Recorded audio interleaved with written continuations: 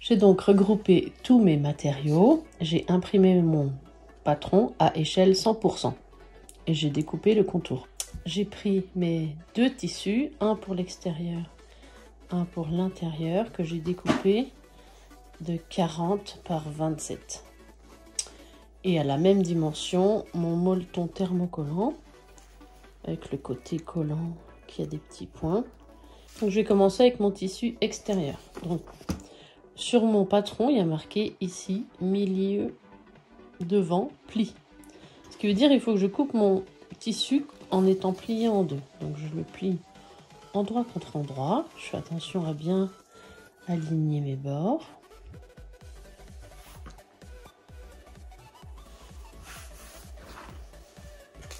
Et je vais placer ce côté-là sur l'endroit qui est plié. De sorte ici que le grand bord soit du côté qui s'ouvre.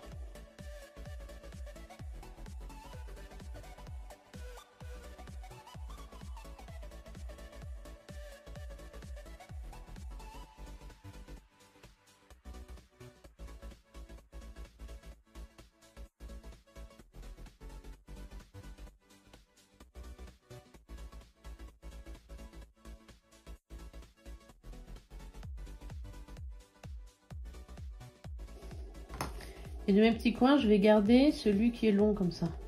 Là, je me retrouve avec les deux petits coins qui sortent d'ici. Je vais les garder pour plus tard un autre projet, mais je vais garder lui. Je vais m'en servir pour faire ma petite sangle. Donc, je fais maintenant la même chose sur le tissu intérieur. Donc, je le plie en deux.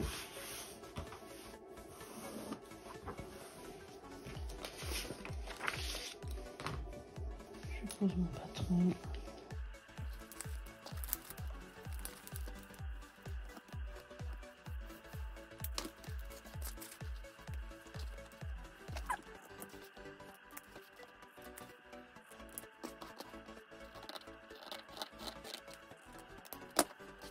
Alors, une fois que je me suis occupée de mon extérieur et de mon intérieur, je vais prendre mon tissu extérieur et je vais le poser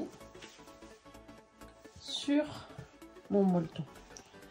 Parce que je trouve qu'avec l'épaisseur du molleton, quand on le plie en deux, on a des fois des valeurs pas tout à fait justes.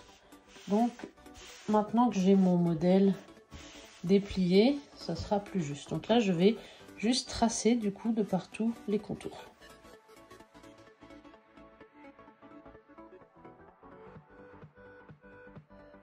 Donc voilà, j'ai le contour. Seulement, ça va me gêner pour coudre en fait cette épaisseur de tissu. Donc je vais mesurer 1 cm partout que je vais enlever au patron. Donc, je mesure 1 cm et partout, je vais retracer le contour.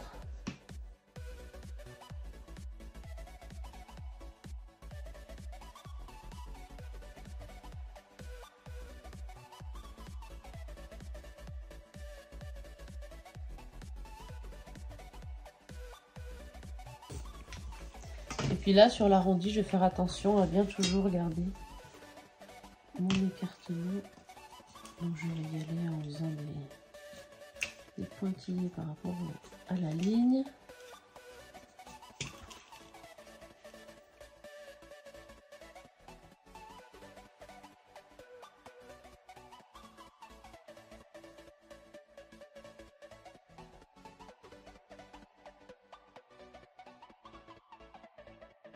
Et je vais découper le long de cette ligne intérieure.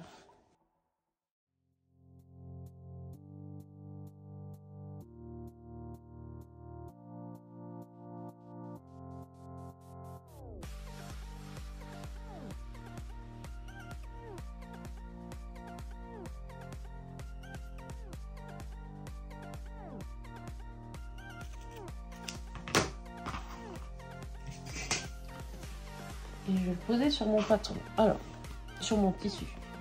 Donc, mon tissu est là. Voilà, c'est un petit peu mouillé par le fer à repasser, c'est pas grave.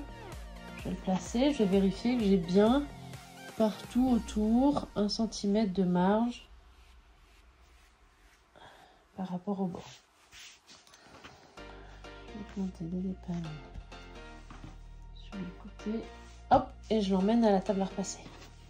Avant de repasser, surtout, je vérifie que j'ai bien le molleton de ce côté-là, la colle, je ne sais pas si on voit les petits points, ici, contre l'envers du tissu, et que le tissu est dans ce sens-là. Je vais devoir repasser, je ne peux pas repasser ici parce que ça va fondre avec le fer. Donc, je vais repasser sur mon tissu. Donc, une fois que je suis bien à plat, je vais juste doucement enlever mes épingles. Hop, et je bouge plus. Et mon fer, je peux le mettre à fond sur mon coton. Par contre, ici, je vais enlever la vapeur. Et je vais repasser en pressant et pas en étirant.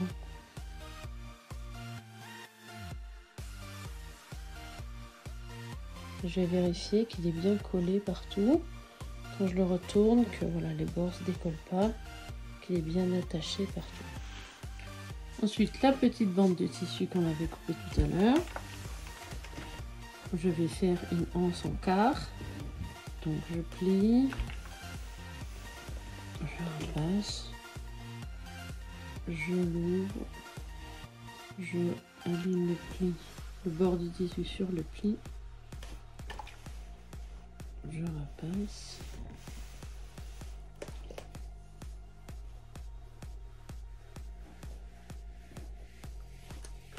Et je repasse une dernière fois. Hop. Du coup, j'ai bien une petite sangle avec... Donc, je vais venir coudre ma petite sangle près du bord.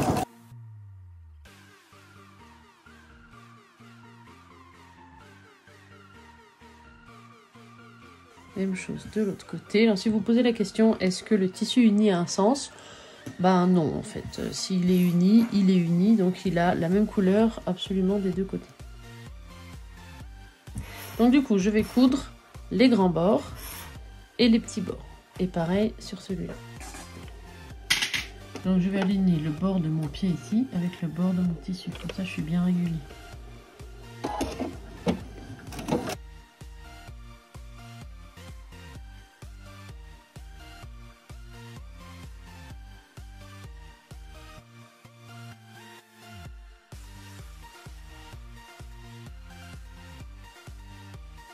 Ici, c'est pour ça qu'on a enlevé un peu de l'entoilage pour pas être gêné quand on coud. Donc, je vais venir coudre ici le long de mon entoilage.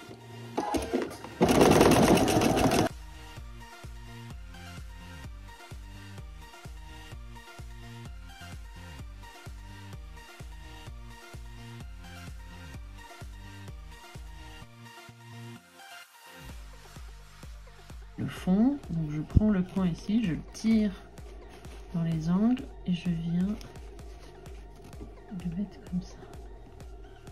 Alors, et les deux côtés là doivent se retrouver face à face. Et je viens écarter mes valeurs de couture ici pour les répartir à droite et à gauche pour pas qu'il y ait de surépaisseur. J'épingle pour pas que ça bouge. Et je vais faire la même chose de l'autre côté. Donc, à plat, il est comme ça. Et moi, je vais mettre mes doigts ici, comme si je faisais une grimace, dans les deux coins de chaque côté, et je tire. Et du coup, je vais mettre, de ce côté-ci, j'ai deux coutures, donc je mets face à face. Hop, et j'écarte les coutures à gauche et à droite. Celle du dessus et celle du dessous. Okay, pour avoir ça en fait.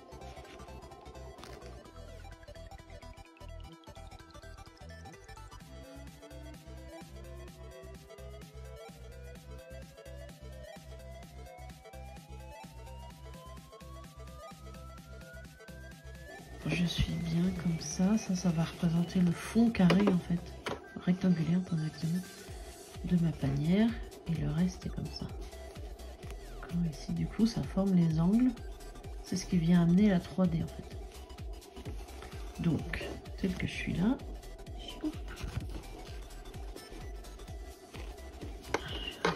Ça n'a pas bougé. Et je viens coudre ici le long des bords. C'est une couture qui est toute droite. Si c'est bien aligné, ça c'est tout droit.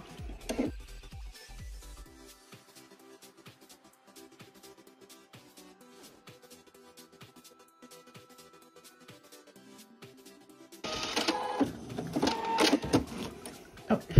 Maintenant je vais faire mon tissu intérieur. Alors du coup je vais pas, celui où il y a les deux coutures qui se font face, là je vais pas le toucher, mais je vais prendre l'autre, celui où il y a le pli et la couture. Donc comme tout à l'heure, je glisse mes doigts dans les coins, je tire pour faire la grimace, j'aligne mon pli central de mon tissu avec ma couture, j'écarte les valeurs de couture,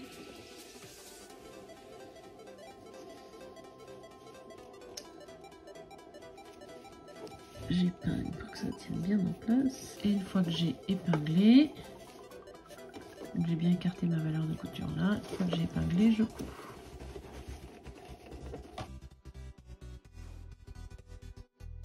Mais cette fois-ci, je fais que ce côté-là et je ne vais pas m'occuper de celui-là. Je vais le laisser ouvert.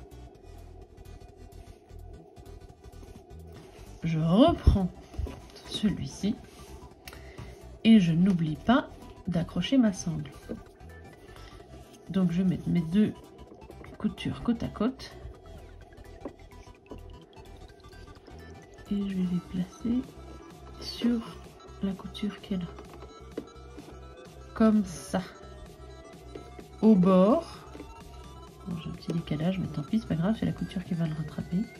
Donc bien au bord ici, et tant que j'y suis, je l'attache avec quelques points très près du bord pour pas que ça bouge. L'idée c'est de le mettre le long du bord et la tête en bas, puisque quand je vais le retourner sur l'endroit, elle va se retrouver en haut. Ok. Ensuite, je retourne sur l'endroit mon panier. Et je vérifie, tant qu'à faire, que mes coins sont propres, que mes coutures sont alignées et que surtout j'ai pas de trous ici dans les coins.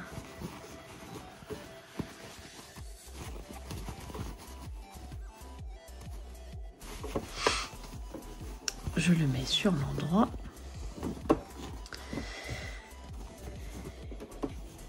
Et tel qu'il est là, je prends l'autre, qui est du coup avec l'endroit à l'intérieur. Hein, j'ai bien mes coutures qui sortent là. Donc lui, il est comme ça, avec son trou vers le fond. Et je prends lui, je le mets dedans. Et je le pousse au fond, comme ils ont la même forme. Ils doivent s'emboîter. Et je fais bien rentrer ça dedans. Et je vais ici aligner la fente là avec ma couture d'en face. Je le force à être bien bord à bord. Tac. Je me suis une pince parce que j'ai un peu d'épaisseur. Hop. Et je vais faire du coup tout le tour de mon petit panier en mettant bien bord à bord les deux tissus. Hop. Que si j'ai bien travaillé et que j'ai bien coupé, ils ont tous les deux la même forme.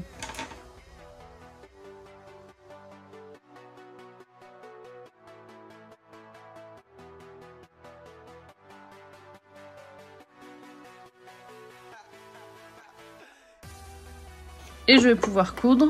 Alors, je vais enlever ma boîte à outils ici. Ce qui va me permettre de tourner autour. Donc je m'aligne au bord. J'en profite pour bien m'en mettre comme il faut.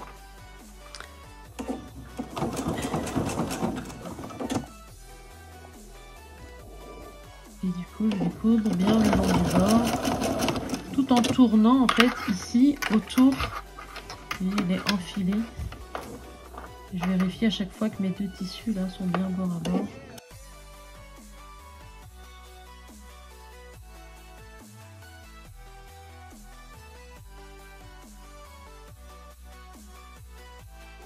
Hop. Donc, quand je suis là, j'ai donc le trou qui est là et le reste qui est cousu tout ensemble. Donc je vais retourner par ce trou là en faisant attention de ne pas déchirer mon tissu. Ça serait ballot vu qu'on a presque fini. Hop, donc je retourne gentiment.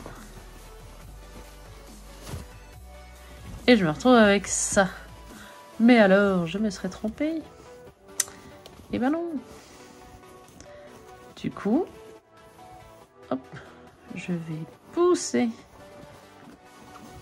la doublure vers l'intérieur.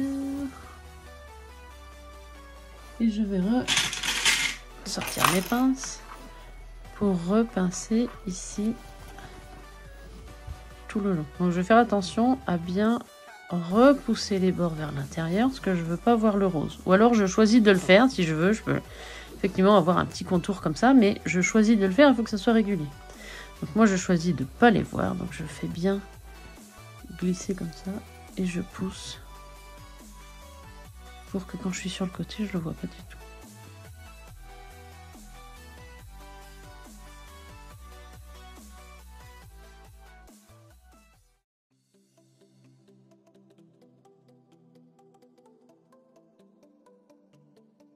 Donc ce que je vais vérifier, c'est que je suis bien tendue ici, tout partout, et que je ne vais pas créer un pli en cousant. Alors, si ça passe pas dans ce sens-là, je peux aussi, tout à fait, bien sûr, remettre ma boîte, si c'est plus simple pour vous. Et on va commencer au niveau de la couture ici, puisque c'est le dos. Donc c'est plus joli de commencer dans le dos. Donc je commence derrière. Et je vais petit à petit enlever mes pinces. Et je vais m'aligner ici vraiment au ras du bord. Moi ici j'ai un petit trait rouge là. Qui fait le quart en fait de mon écartement. Donc je vais me fixer le bord là-dessus. L'avantage aussi de cette machine, c'est que j'ai un pied qui est transparent. Donc je vois à travers. Mais vous trouvez-vous un repère. Des fois vous avez parfois des traits ici là. Ou des traits là. Donc vous pouvez vous aligner dessus. Trouvez-vous un repère pour être toujours écarté de la même façon.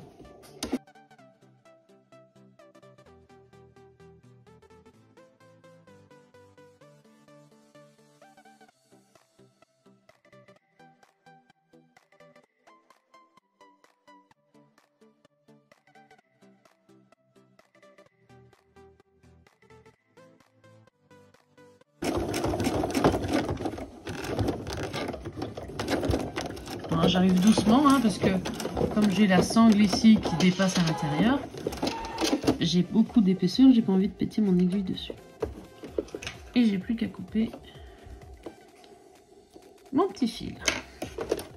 Alors c'est presque fini, donc du coup je vérifie que j'ai pas de pli qui s'est créé.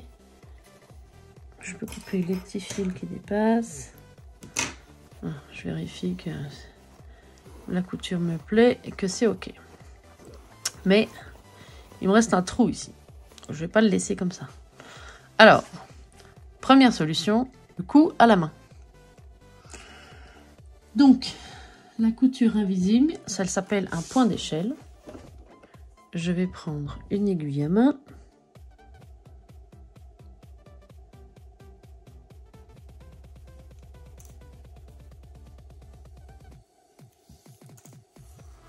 Je fais au moins 2 nœuds au bout du fil.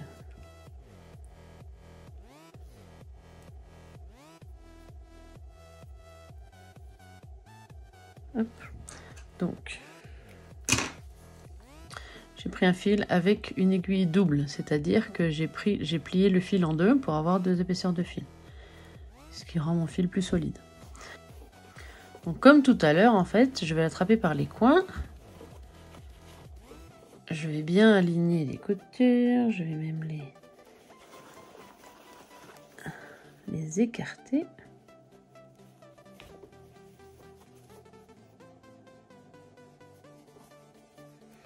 Pour pas avoir toutes les épaisseurs du même côté. Mais cette fois-ci, je vais créer un petit revers ici de la valeur que j'aurais eu si j'avais cousu à la machine, hein, de marge. Donc là, pareil, je replie et j'aligne mes deux coutures ici.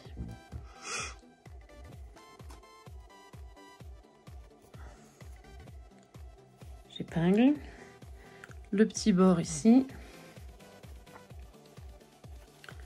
Je le fais rentrer à l'intérieur aussi. Hop.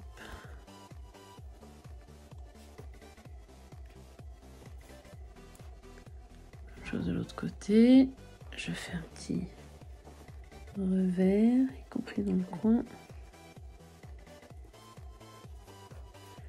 Je fais attention que je ne crée pas de plis non plus, hein. C'est pas la peine d'en créer s'il n'y en avait pas. Hop, je me retrouve avec ça. Alors, je vais zoomer. Alors, je vais commencer d'ici. Donc, je vais retirer mon épingle et mon aiguille. Je vais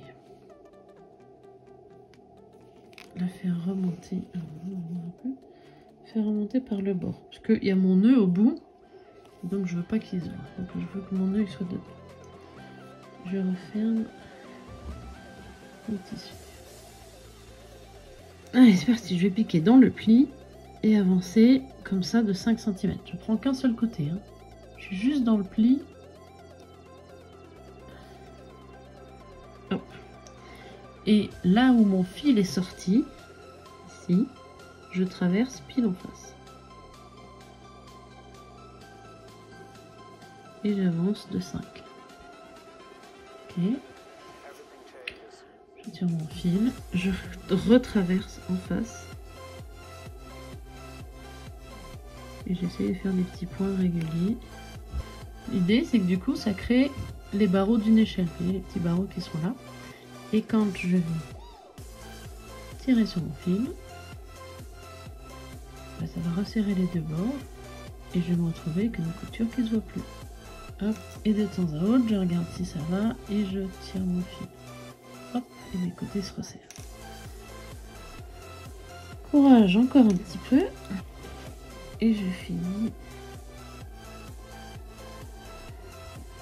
Je finis par une boucle où je vais passer mon fil une fois. Et je repasse une deuxième fois dedans. Je tire et j'ai un nœud.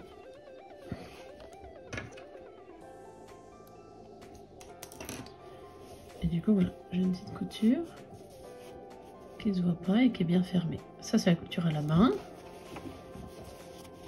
Ça, c'est la couture que j'avais à la machine. Forcément, j'ai fait des points un peu plus grands, donc voilà. Et du coup, c'est bien fermé. Sinon, il y a la technique de fainéant, c'est-à-dire, pareil, je replie mes trucs vers l'intérieur, j'ai épinglé, et là, j'ai cousu à la machine, très près du bord.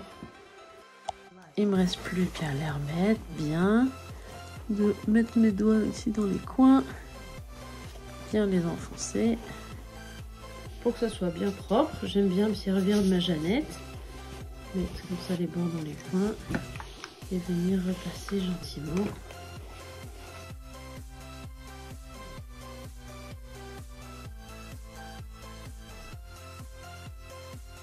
J'ai pas mis très fort parce que j'ai des petites dorures là, donc j'ai pas trop insisté, mais voilà.